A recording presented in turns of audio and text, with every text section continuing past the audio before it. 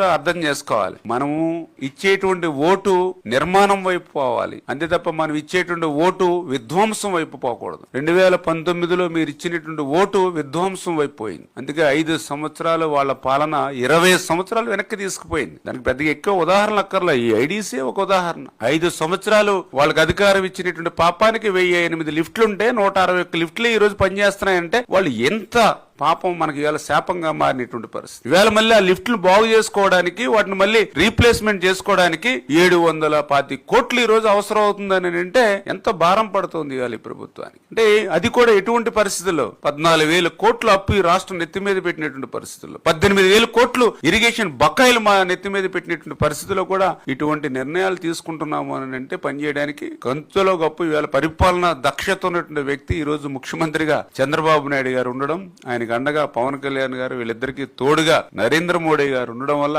ఇటువంటి క్లిష్టమైనటువంటి కాలంలో కూడా, ఆర్థికమైనటువంటి పరిస్థితి ఇంత దుర్భరంగా ఉన్నటువంటి స్థితిలో కూడా ఇంత కార్యక్రమాలు మన డిపార్ట్మెంట్ తీసుకుంటున్నామనంటే మరి వారి పరిపాలన దక్షత అనే విషయాన్ని సందర్భంగా గుర్తు చేస్తూ, అందుచేతే ఈ యొక్క ఏదైతే రివ్యూలో మరి వాళ్ళు ఇచ్చినటువంటి చంద్రబాబు నాయుడు గారి ఇచ్చిన ఆదేశాలు ఏవైతే ఉన్నాయో, డైరెక్షన్స్ ఏవైతే ఉన్నాయో వాటినన్నింటినీ కూడా ఆచరణలో పెట్టేటువంటి విధంగా మరి వీటినన్నింటినీ మరి తీసుకుని ఆయన యొక్క ఆశయం, ఆయన లక్ష్యం ఏదైతే ప్రతి నీటి బొట్టిని కూడా ఒడిసిపెట్టి ఆఖరి ఎకరం వరకు తీసుకెళ్లాలి, 1 సంవత్సరం వర్షాలు బాగా రాకపోయినా కూడా కరువు అనేది రాష్ట్రంలో ఉండకూడదు అనేటువంటి ఆయన ఆలోచన, వాటర్ మేనేజ్మెంట్, వాటర్ సెక్యూరిటీ ఏదైతే ఉందో దానికి అనుగుణంగా పనిచేస్తామని చెప్పి మీ ద్వారా అందరికి కూడా తెలియజేసుకుంటూ ఉన్నాం.